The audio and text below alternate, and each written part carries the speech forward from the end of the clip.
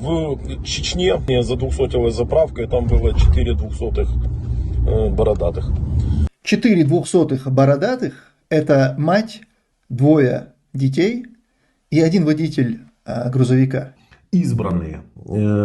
Почему им, русских, можно любыми способами, а другим, чеченок, нельзя? Я к чему это говорю? К тому, что получается, видите, есть избранность. Нам можно все, потому что мы чеченцы. Но с нашими встречаться нельзя. Но я тебе, как человек свободный, и как представитель свободных чеченцев, я отвечу тебе на этот вопрос. На вопрос, вы что, такие особенные? Да, Карпенко, мы вот такие особенные. И вот теперь живи с этим пониманием. Для чеченки неприемлемо, чтобы к ней подкатывал русский, украинец там, или испанец. Неприемлемо. Не выйдет замуж чеченка за русского, украинца там, или испанца. У Карпенко-то претензии не к кадыровцам, не к чеченцам, воюющим на стороне России против Украины. У Карпенко претензии ко всем чеченцам. Мы не равняемся на Тумсо. Тумсо – это блогер. Он не является политическим деятелем. Он не представляет Ичкерию, он не представляет чеченский народ, он не влияет в политическом понимании на массы. То есть, если поставить на Карпенко и Тумсо, у Карпенко больше ответственности перед своим народом, перед украинцами, чем у Тумсо перед чеченским народом.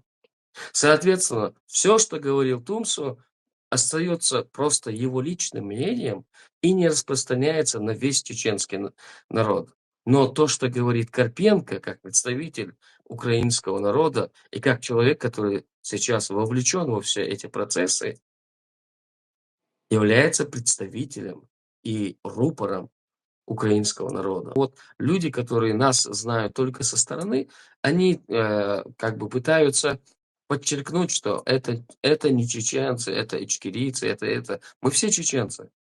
Но вот в политическом составляющем получается, что есть кадыровцы, есть ичкерийцы. Вот как идет разделение на сегодняшний день. Это вообще неправильно, потому что просто приведу такой пример. Мариуполь, который захвачен российскими войсками, уничтожен, захвачен, люди, которые там остались жить, украинцы, это приблизительно, можно сказать, то же самое, что чеченцы, которые остались жить в республике. Я прав, Муса? Да, абсолютно верен, абсолютно.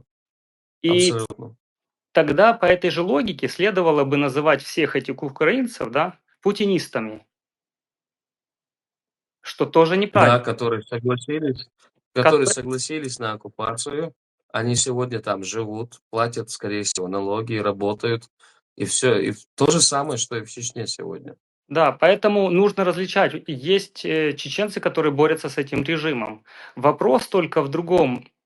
Почему Дмитрий так не хочет этого видеть, я не знаю. Я думаю, что он ошибается.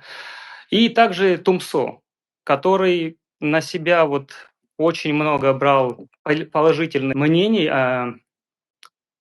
но вот то, что он сказал, что он особенный, вот это была ошибка, потому что это, это девиз не очень хороший, это больше про нацизм.